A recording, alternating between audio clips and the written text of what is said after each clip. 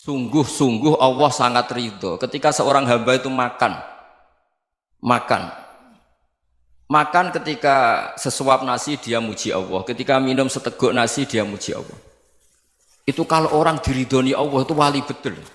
Itu untuk jadi wali itu gampang. Kamu makan ridho, kamu ninjak buminya Allah ridho seneng, kamu hidup keseharian aman seneng.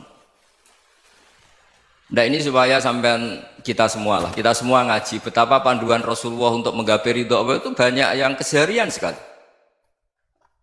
Saking kesehariannya banyak dalam hadis dan itu sahih. Nabi menyebut hal-hal yang keseharian. Hatta ma tas'alu fi imra'atika, kamu punya uang kemudian istri kamu bisa makan itu ibadah. Bahkan sebagian ibadah itu dicontohkan Nabi yang akhirnya diprotes sahabat. Yaitu wa fi buti ahadikum sedekah, kamu menggauli istri kamu itu ya sedekah. Sampai sahabat bilang yang benar ya Rasulullah. Ayati ahaduna syahwatahu wa huwa lahu ajrun. Masa urusan biologis, urusan syahwat kemudian dia dapat pahala. Nabi menjawab, alaih salawadu'aha fi haramin akana alaihi wisrun. Bagaimana kalau dia meletakkan ke yang tidak benar itu kan dosa. Nah, hal-hal seperti ini yang saya ingin teman-teman semua. Saya juga agak ingin ngaji demi Anda juga agak ingin. Itu dosa sekali ngaji kok pesanan kelompok tertentu itu enggak boleh. Islam itu untuk semua. Jadi ya cuma karena di depan saya jenengan ya seakan-akan jenengan korbannya. Itu ada ilmunya dalam usul fikih itu. Jadi orang itu harus ngaji usul fikih. Nama yang disebut, mungkin Mas Sufyan masih ingat zaman ngaji usul fikih. Nama yang disebut itu tidak jaminan sebagai prioritas perintah. Jadi misalnya gini, kebetulan yang di depan Nabi itu Abu Dzar. Nabi ya bilang, ya Aba Dzarin ini uhibbuka misalnya, atau ya Mu'ad ini muhibbuka, atau ya Abu Hurairah ini uhibbuka misalnya. Banyaklah riwayat yang Nabi nyebut ya Aba Dzarin, ya Mu'ad, ya Abu Hurairah. Kemudian misalnya Nabi meneruskan khitab, ini uhibbuka, saya mencintai kamu, fakul dubur sholatin, atau sebagian riwayat disebut falatadaan la dubura kulli sholatin, Allahumma inni ala dzikrika wa syukrika wa husni ibadatik. Saya mencintai kamu, siapa saja, Mu'ad bisa, Abu Dzar bisa siapa. Saya mencintai kamu, mohon kalau habis sholat kamu jangan lupa wiridan Allahumma a'inni ala dzikrika wa syukrika wa husni ibadatik. Ya Allah, tolong kami permudah supaya mudah ingat engkau.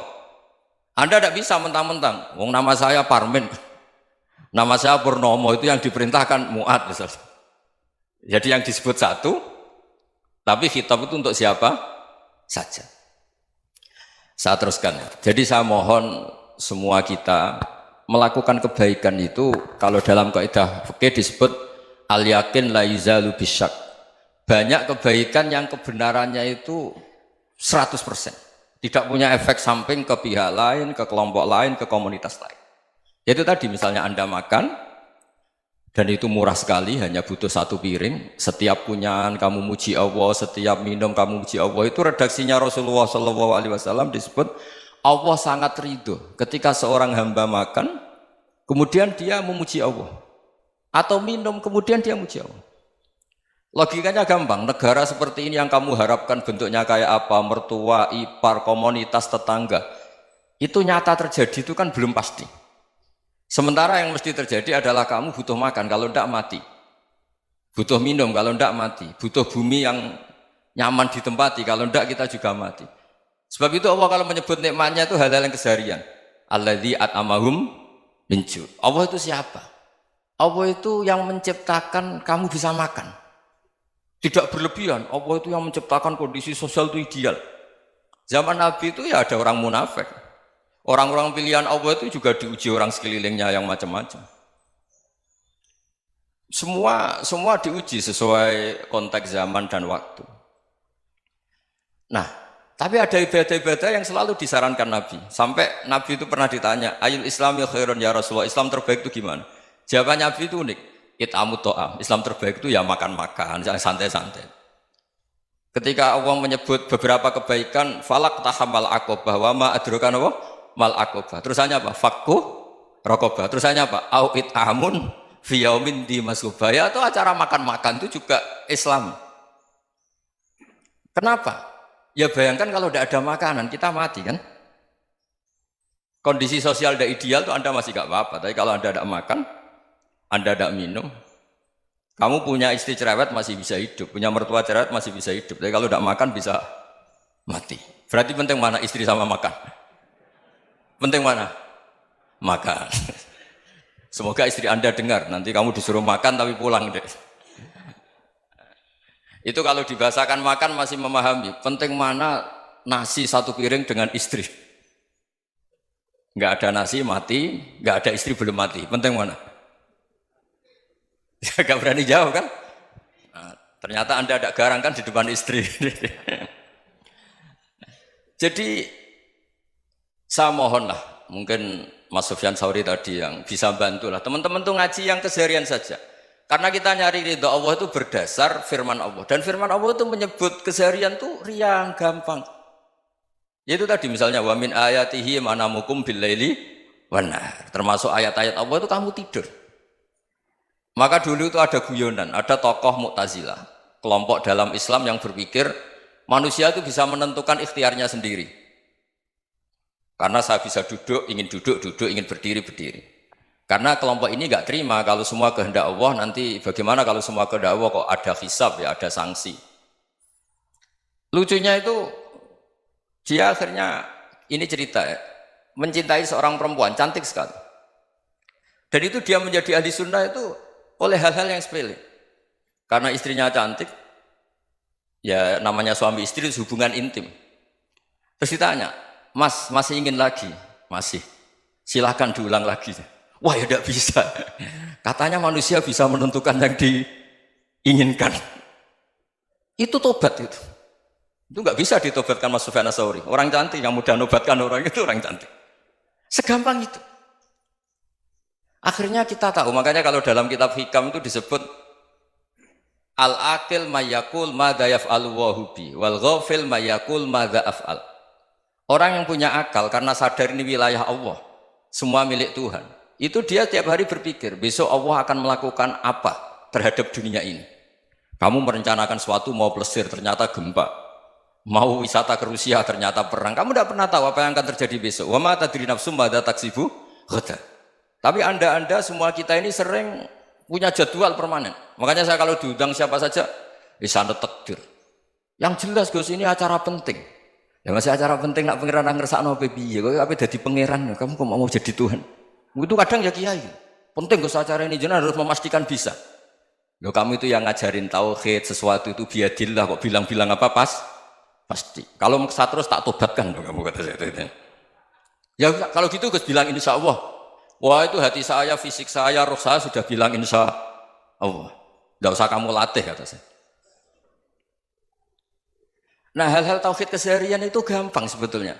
Wal ghafil yaqulu madza af'al. Tapi orang yang lupa Allah dia setiap hari bilang besok apa? Kita bisa melakukan apa? Seakan-akan dia itu aktor, dia penting, dia subjek permanen, dia. Padahal kita ini hanya objek kehendak Allah Subhanahu wa taala. Karena kita yakin sesuatu yang terjadi di alam raya ini kita tidak bisa apa-apa. Makanya saya sering ngaji, sering bilang saya, ketika Anda mensifati Allah, dia yang menghidupkan. Sudah itu tanamkan, sehingga ketika kita mati, santai saja. Kenapa santai? Allah punya cara menghidupkan kita. Zaman kita hidup juga gak tahu caranya ngelola jantung, ngelola paru-paru. Kamu juga gak tahu ngelola oksigen yang tidak beracun, tidak mengandung polusi. Tahu-tahu hidup. Gak ingin tua ya tahu-tahu tua, gak ingin mati tahu-tahu mati. Selama ini kita hidup juga gak tahu apa sebetulnya. Hanya gaya tok, punya jadwal, punya planning. Kalau kamu bisa menentukan pilihan Anda, pasti Anda istrinya cantik, 4 neriman semua, kona'ah semua. Nyatanya enggak kan? Ada 1 jelek, cerewet. Oh itu kan, nyatanya enggak bisa apa-apa Anda kan? Dan kamu bawa mati lagi. Itu kan, istri Anda juga gitu, punya keinginan, punya suami yang ganteng, yang jabat, yang neriman, yang enggak poligami. Ya enggak kesampaian juga. Kalau kita ngitung tingkat kegagalan kita itu gagal terus. Ya kan? Nah, terus ingat Allah, madza yaf'alu wa hubi. Orang yang punya akal selalu berpikir Allah itu menghendaki apa terhadap saya. Loh sama-sama orang ngelihat orang yang serius. Itu kata Anda itu pemikir berat, serius. Senang punya tokoh yang merengut karena kamu anggap serius. Tapi sebagian orang anggap orang yang serius itu wong merengut, wong masam, wong muka kok ditekuk. Jadi sama Itu hati, ya muqallibal qulub tsabbit qalbi ala dinik. Karena kita nggak tahu cara berpikir kita tentang orang lain, tentang sekeliling kita. Misalnya kita orang baik yang jenis ngrumat fakir miskin. Ada orang bangun masjid mewah itu janggal. Apa artinya masjid mewah kalau banyak orang kelaparan? Tapi kalau yang jenis pendidikan, apa artinya masjid mewah kalau tidak bisa ngaji? Nanti yang jenis infrastruktur, apa artinya ini kalau semuanya punya sudut pandang yang berbeda-beda. Dan Islam mengapresiasi semua kebaikan. Tapi katakan semua kebaikan itu adalah kehendak Allah Subhanahu wa taala. Karena apapun baik Anda itu pakai fasilitas yang diberikan oleh Allah Subhanahu wa taala. Sehingga ini yang disebut kulillah sumadarhum fi khawdihim yal'abun. Ya kembali tadi ke tema-tema bahwa keseharian Anda ini sudah Islami. Saat Anda tidak bisa melakukan apa saja. Saya sering ada jenazah, biasanya kalau tetangga meninggal saya sering disuruh ngelepas. Saya bilang orang ini baik karena sering ngelamun di rumah, sering nganggur di rumah. Ditanya sama anaknya, kenapa Gus nganggur baik? Ya kalau dia nganggur artinya juga agak berbuat sesuatu yang maksiat kan? Ya kan? Orang nganggur di rumahnya ya tidak bunuh orang, tidak maling, tidak korupsi, ya namanya nganggur di rumah. Lah cuma istri cara pandang nganggur gak menghasilkan uang itu. Tapi juga gak menghasilkan kriminal kan? Jadi sebenarnya Islam itu makanya kalau sampai ngaji usul fikih itu ada kitab usul fikih namanya Lubul Usul, itu terkenal sekali di pesantren itu. Itu kalau ngapresiasi keseharian itu luar biasa. Izma min mubahin illa wa yatahaqququ bihi tarku haramimma. Karena keseharian yang mubah saat Anda lakukan itu ada kehebatan yang luar biasa, yaitu meninggalkan haram. Makanya dulu banyak orang-orang alim ketemu temannya itu guyon sampai semalaman. Itu biasanya yang semangat Islam itu kiai kok tidak tahajud, kiai kok tidak witir. Orang yang sedang mapan uangnya banyak, malam itu tidak kelayaban itu sudah luar biasa. Melawan nafsu supaya tidak maksiat itu sudah luar biasa. Supaya lupa guyon sama temannya semalaman sampai subuh. Gejolak-gejolokan mengenang zaman miskin, zaman kuliah gak jelas, zaman apa. Melihatnya jangan tarkut tahajud. Seperti ini meninggalkan tahajud, tapi meninggalnya ini talkul muharramat. Jadi kayak apa hebatnya?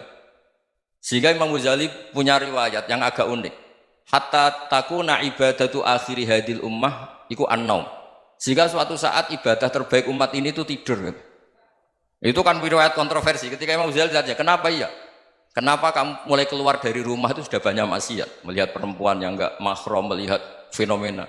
Tapi kalau kamu tidur itu enggak melihat apa-apa. Tapi juga kamu jangan nganggap tidur itu ibadah betul. Saatnya melakukan fardu ain malah masih tidur. Tapi itu sudut pandang yang menjadikan kita Islam itu gampang. Jadi saat Anda tidak bisa aktivitas apa-apa, misalnya ada beberapa orang yang lumpuh. Lumpuh itu memang nggak bisa Jumatan, nggak bisa ibadah, tapi dia juga nggak bisa maksiat. Tidur itu memang Anda saat itu tidak bisa tahajud, tidak bisa witir, tapi saat itu ada zina, ada maling, tidak gosipkan orang, tidak bully orang, tidak menanamkan kebencian, tidak hasud. Sehingga tidur menurut Allah Ta'ala wa min ayatihi manamukum billaili apa? Wan-nahar. Karena di tidur itu selain ada unsur istirahat, jaga stamina, juga ada unsur meninggalkan beberapa keburukan. Nah saya mohon ibadah yang keseharian ini kita jaga. Supaya kita semua baca ayat itu fasih. Fasih itu tertanam di hati. Allah itu siapa? Alladzi at'amahum min ju'i wa amanahum min khauf. Dan Allah kalau cerita di Quran itu anna sababnal ma'a sabba thumma syaqaqnal ardhan wa syaqqa fa ambatna fiha habba wa inaba wa qadba wa zaituna wa nakhla wa hadaika hulba. Kamu tahu saya ini siapa kata Allah? Saya ini adalah Tuhan yang menurunkan air. Kemudian ada tanaman banyak. Habba wa inaba wa qadba, ada zaitun, ada tin, kalau orang Jawa mungkin ada tela, ada padi, ada mangga, ada pisang. Sudah. Wa inaba wa zaituna wa nakhla wa hadaika hulba. Ada perkebunan yang lebat. Tujuannya apa? Mata Allahkum, silahkan kamu pakai, kamu nikmati. Tapi karena kadang kita ini punya ide-ide besar.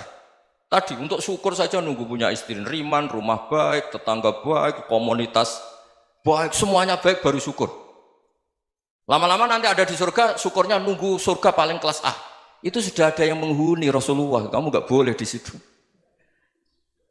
Masa untuk syukur saja? Repotnya Masya Allah. Jadi mohonlah Quran yang kalau Anda hafalkan juz sama itu kan ada ayat-ayat yang kayak tadi. Ya, fal yang dzuril insanu ila ta'ami. Coba lihat Apa yang kamu makan ya? Dari mana? Dan untuk mempertahankan hidup kamu keseharian. Jadi jangan kira ibadah itu harus membentuk komunitas yang versi Anda. Ibadah itu harus yang hal yang mulu-mulu. Kesehariannya Anda alami. Loh ini saya tidak bikin-bikin. Saya ngaji bukan karena berdasar pesanan.